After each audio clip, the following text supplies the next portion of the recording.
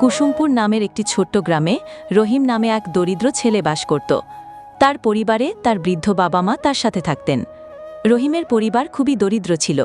তার কোনো জমি ছিল না, খাদ্যের কোনো ব্যবস্থাও ছিল না।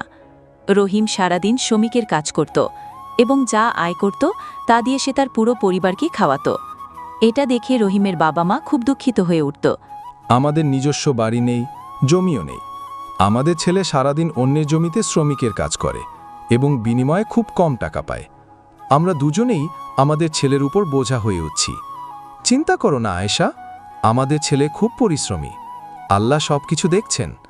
রহিম কখনো কারো সাথে অন্যায় করেনি। সে সততার সাথে কঠোর পরিশ্রম করে।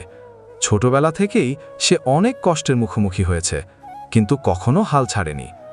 একদিন আমাদের ছেলেও অনেক টাকা রোজগার করবে এবং তার সমস্ত সমস্যা দূর হবে। রহিম সবসময়